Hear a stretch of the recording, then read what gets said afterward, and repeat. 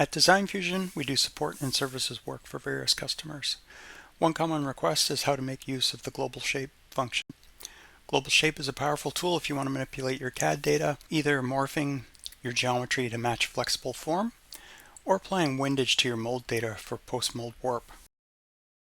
Often our customers contact us as they are struggling with the Global Shape output. So this video will explain some of the back-end workings of Global Shape so that you'll understand why you might not be getting the result you expected and how to remedy that issue. So on the screen here we have a logo placed on a flat surface and a duplicate of that surface above it. And we want to make use of the Global Shape command to transfer the logo to the other surface. But to make it a bit more interesting, we want to have some contour on this surface. So I'll start with the iForm command, which lets us manipulate the isoparametric curves of that surface. And I can drag the center curve to both the shape, and then I can do another adjustment on the other end. Next, I'll use the XForm command, which lets us manipulate points or rows of poles. Selecting the surface shows a net of poles defining the surface shape. So for simplification, I'm just going to drop the degree and patches down to a minimal amount for this demonstration. You may need more poles for your adjustments that you might make on your surface. Using the rotate option, I'm going to select the last row of poles and rotate that about the x-axis.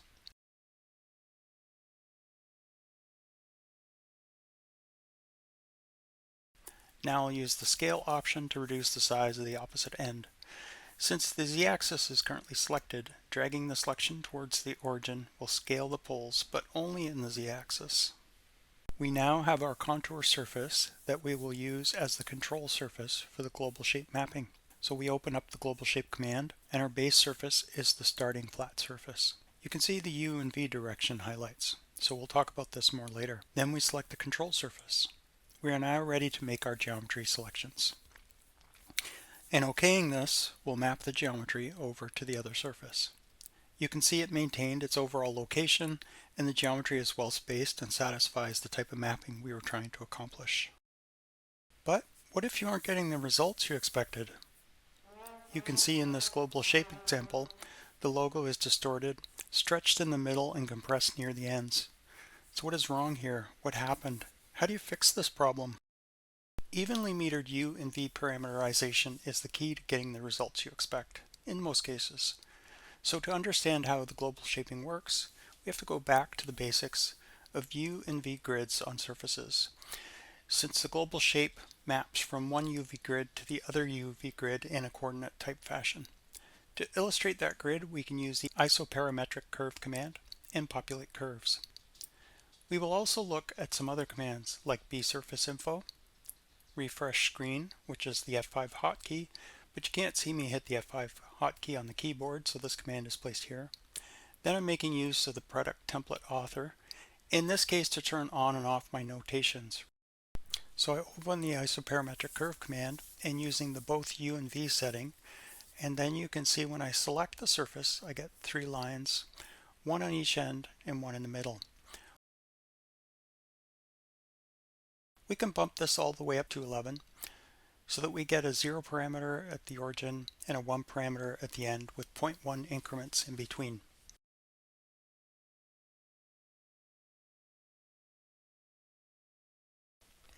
So as I slide this, we can see our surface origin, where the U and V parameter are 0. Here we have our U axis, which is like the x-axis on a graph.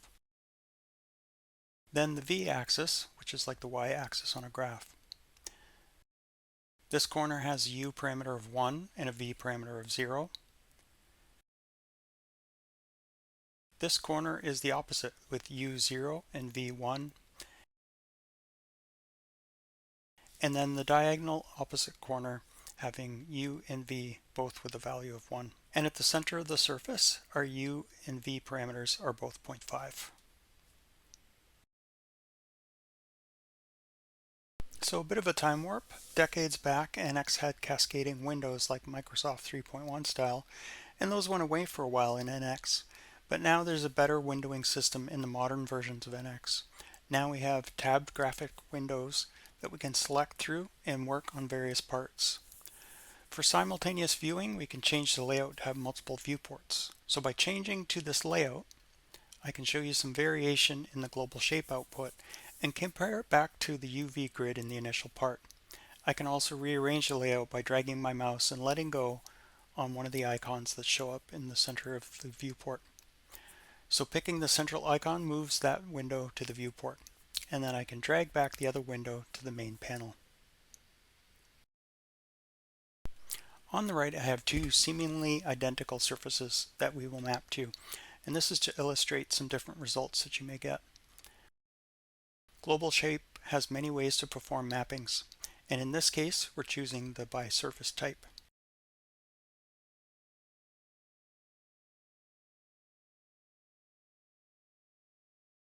And then we'll supply the base starting surface, and you can see it gives you the U and V direction markers. Then I select the control surface to map to. Note the UV markers. If they happen to be the wrong orientation compared to the base, you have toggles to flip the U, V, or the surface normal. In the direction option, we're choosing normal to the surface so that the surface decides the up direction from the surface itself. So using the control key, I can select multiple bodies for mapping, and the preview shows the location they will be mapping to on the other surface. For this example, I'm keeping the original bodies by selecting this Keep checkbox. Otherwise, they get moved rather than copied over.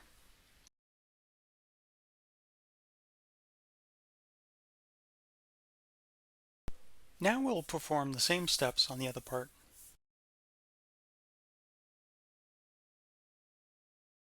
Note the surface node preview looks a little different to what we saw in the first part.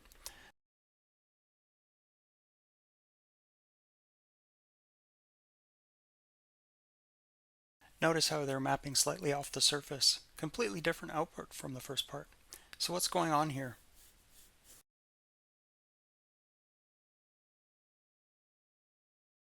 So we'll interrogate the surface with the bsurface command.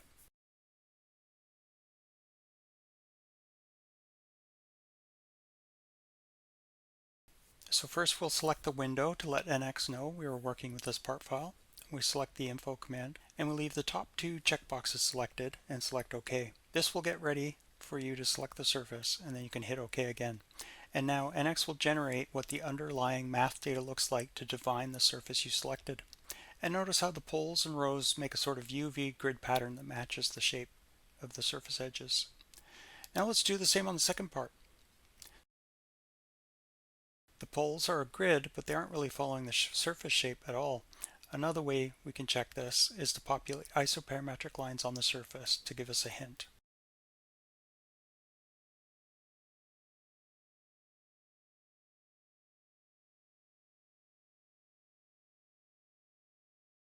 As you can see, the UV grid runs off the surface, and some lines truncate across the surface edges. This is because this surface is a trim of a much larger surface, whereas the other parts UV grid falls directly inside the surface edge boundaries. This means the upper part surface was not trimmed but was built with the four boundaries being the extremities of this surface definition.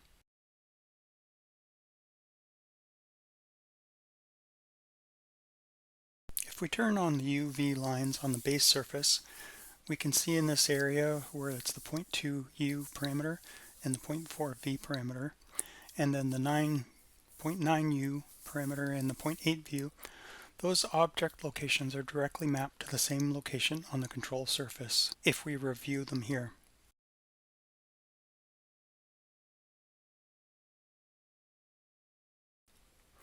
Whereas on the lower part, it does not have the same definition happening, doesn't have the same mapping. Global shape can often give you odd results when your base geometries or control geometries aren't large enough for the objects that you're mapping, as well as we don't know what size this original trimmed surface started out as. Here we can turn on an untrimmed sheet of larger area and turn on the U and V isoparametric lines. Review the grid, and we can global shape these objects over. So here we select on the base surface and the control surface, and you can see our U and V are set up correctly. We start selecting our geometry to global shape over to the other surface, and we say OK. And notice that the objects are on the correct U and V grid line locations, but notice that the stretched effect near the end of the surface is looking like a Salvador Dali persistence of memory painting, and that's because the UV grid is not evenly parameterized on the surface. We have some evenly spaced at the origin, and after about the 0.8 U location, it stretches out to larger distances between the parameters. So if we take a closer look, and at the 0.9 U parameter, we've got the circle on the center of that line, and you can see the initial U parameterization is quite even, but as we get to the end of the 0.8 U, 0.9 U, it's really stretched out. And this may be something you want in your global shape, but if you don't, we'll show you a method of how to alter that behavior. So we'll move over to this other part so we can show you the difference that you can get with different U and V parameterization of the surfaces. And so we can turn on the UV grid lines and make this the current working feature.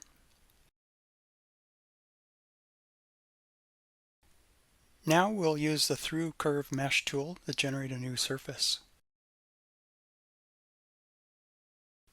We establish our primary curves,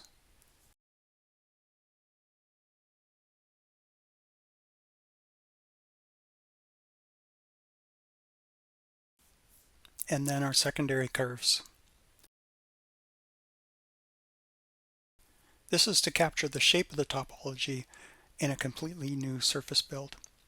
We'll use the normal construction method and click OK to build the surface. You can see they are overlaid quite well, and we could add more lines or just tolerances if we needed a tighter fit. Now I'll generate UV isoparametric lines on this surface, and immediately you will notice that the spacing of the U parameter is much more even. Compared to the previous UV grid, we can see the drastic difference near the end.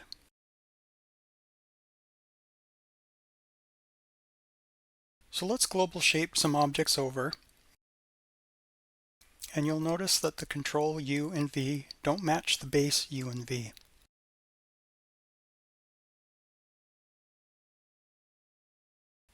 And our selections aren't populating where you'd expect them to be. We could go back and redefine the primary and secondary curves of the through curve mesh.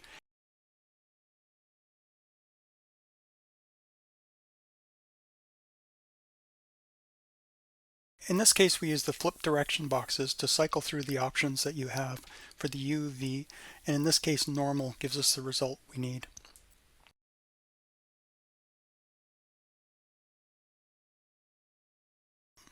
Our objects are on the 0.2, 0.4 grid and the 0.9, 0.8 grid locations, and they have a much better shape since the spacings were more even. We still have the overall rectangular relationship by the surface being narrower than its length, but not the drastic stretching we saw before.